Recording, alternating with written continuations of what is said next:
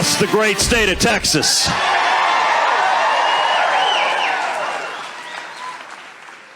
Welcome to the land of the free and the home of the brave. You know, I got to say, I love CPAC being in Texas. Reminds me of an old line that you never ask someone if they're from Texas. Because if they are, they'll tell you. And if they're not, you don't want to embarrass them. As I look around this room of patriots, as I look around and I see American flags and I see Gadsden flags and I see the Gonzales battle flag, come and take it. It occurs to me that the Biden FBI believes this is a room of dangerous radicals. And you know what? They're right.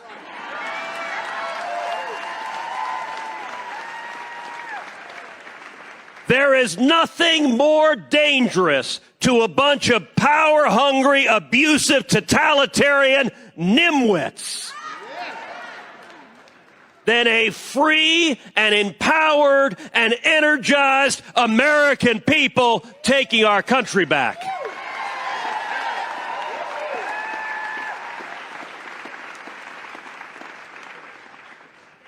I'm here today with two simple messages that together are a word of hope and encouragement to everyone here. The first, America is in crisis. We know this. We look at what's happening in Washington. The President of the United States shakes hands with the empty air. That ain't normal. If you look at what's happening in Washington, everything is going wrong. We got out of control inflation. The cost of everything is going through the roof. The cost of food, through the roof. The cost of electricity, through the roof. The cost of health care, through the roof. The cost of gasoline, through the roof. It's so bad, Antifa can't afford bricks.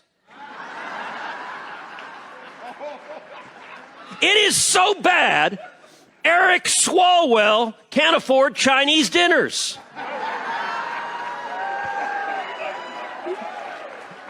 It is so bad.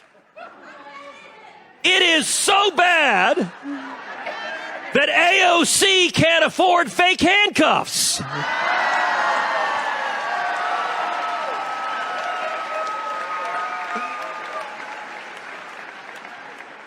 We have crime skyrocketing across the country, murder rates going up, carjacking rates going up. We have chaos at the southern border, the worst illegal immigration we have seen in 62 years. And as bad as the domestic and economic policy has been, the foreign policy is even worse. Every single region on earth has gotten worse. Every enemy of America is stronger. It's so bad, we sent Nancy Pelosi to Taiwan and they were happy.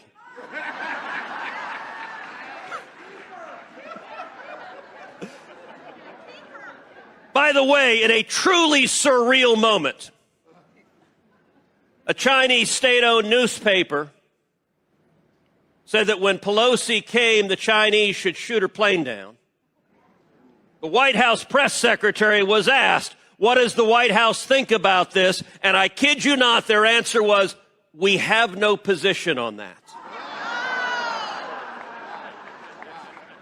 Like, what in the hell is wrong with you? Look, I'm no fan of Pelosi, but the only answer to an enemy of America threatening to murder the Speaker of the House of the United States is that would be an act of war, and the result would be devastating consequences.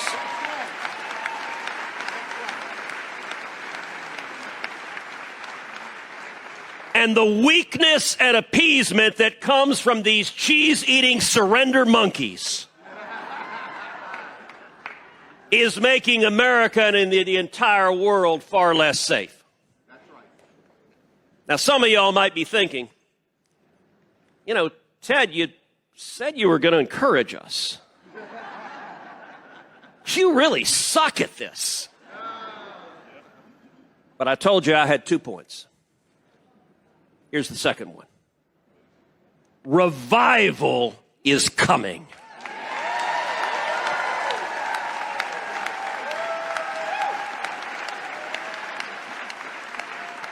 And I believe that with all my heart. You know, across American history, politics has always had a natural pendulum sense to it. One party gets in power, they go too far one direction, and the American people pull it back. Every terrible idea that comes out of Joe Biden and Kamala Harris,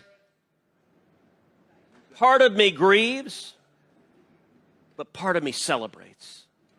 Because it's opening people's eyes, and it is accelerating people coming back. We are going to see in November not just a red wave, but a tsunami sweeping this country.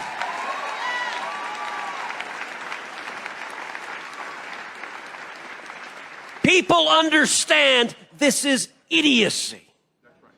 All right, think about the idiotic mask rules that the Democrats tried to foist on us. Remember the rules when you walked into a restaurant.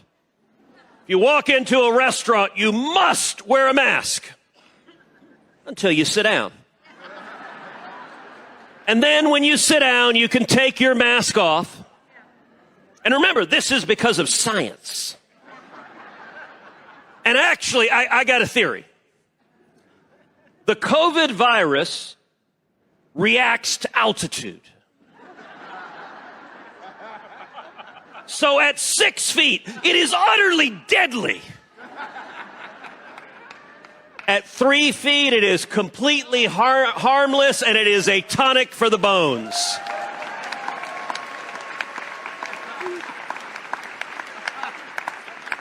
By the way, that's why Fauci's safe. He's only 5 feet tall.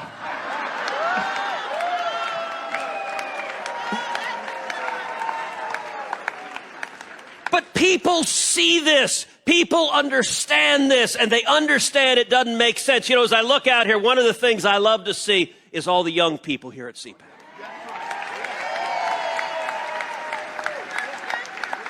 All the young people suffering under communist woke professors.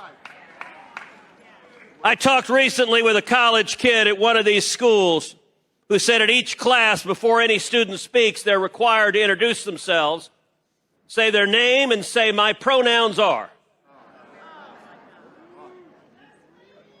Well, my name is Ted Cruz, and my pronouns are kiss my ass.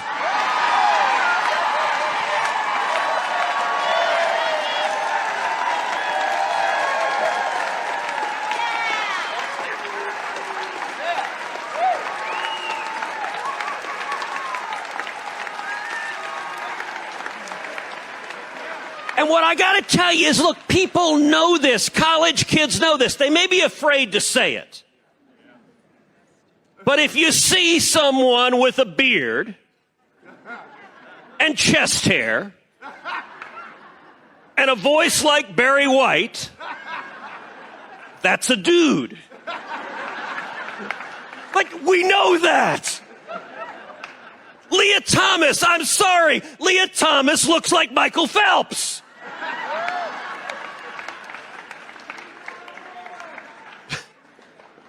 And people across the country, across the world are like, that don't make any sense. And it is powerful how people's eyes are opening up. It is powerful. Look, I'm focused right now on 3 things. Number 1, standing up and fighting every dumbass idea that comes out of Joe Biden and Kamala Harris and Chuck Schumer and Nancy Pelosi.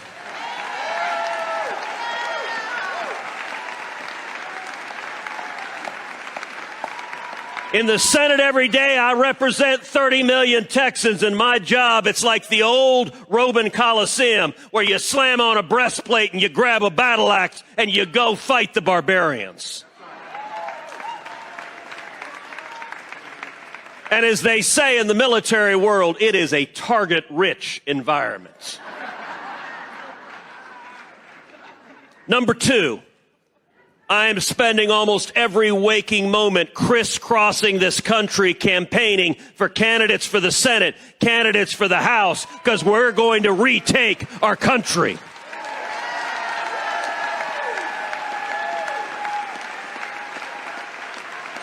I am on the road nonstop, number one, to win back the House and Senate, but number two, to actually elect real conservatives with backbone and principle, so that when we have a majority, we do something with it.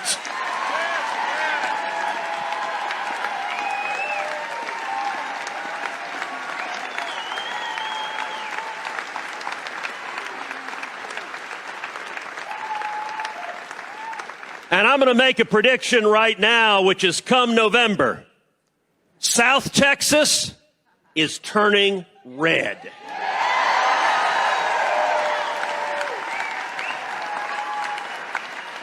We're going to elect not one, not two, but 3 Republicans from South Texas, all Hispanic women.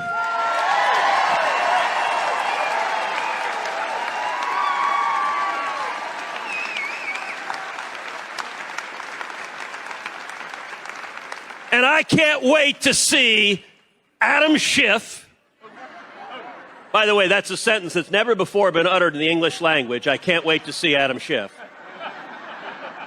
And Nancy Pelosi talking to 3 Hispanic women from the Rio Grande Valley, explaining now illegal immigration is not a problem. Oh, really? And then number 3, I'm spending my time on winning hearts and minds all across this country. Look, Republicans, we spend too much time preaching to the choir. We spend too much time talking to the same 2.6 million people watching Fox News. And God love, the choir needs preaching. But we also need to be talking to young people and Hispanics and African Americans and suburban moms. We need to be talking about the blessings of liberty. Some of y'all know I do every week a podcast called Verdict with Ted Cruz. We launched it 2.5 years ago. It became the #1 ranked podcast in the world. We've had over 40 million downloads every week. We beat CNN's morning show. So I want to ask y'all to do something. Take out your cell phone. Take out your cell phone and text the word verdict to 24005. Let me give you that again. The number is 24005. Text the word verdict. You'll get a link back to subscribe to the podcast. And come share it with your friends. Share the blessings of liberty, because every one of us, all of us have a platform. All of us have the ability to speak to our friends, to our colleagues, to our families, to our neighbors, to be evangelists for liberty, to be happy warriors. And I got to tell you, I'm looking forward in January of next year. I'm going to be walking along the hallway in the U.S. Capitol, and I'm going to bump into a little man carrying a screwdriver, coming to change the sign on Nancy Pelosi's door.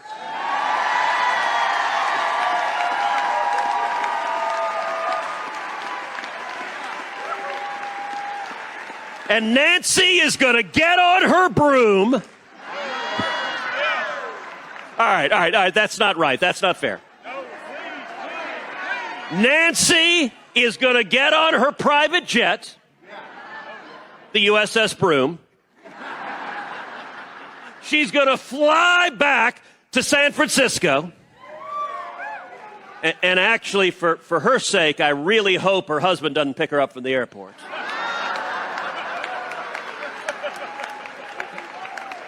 And Chuck Schumer's going to get on the Acela, and he's going to head back to Manhattan.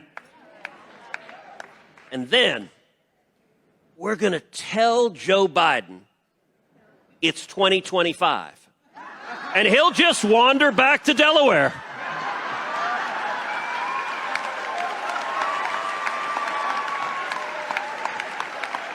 We are on the cusp of something extraordinary in this country.